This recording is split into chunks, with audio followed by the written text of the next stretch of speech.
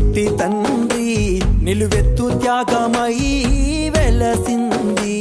ఇది బొమ్మ కాదురా నా చిట్టి తండ్రి నిలువెత్తు త్యాగమై వెలసింది.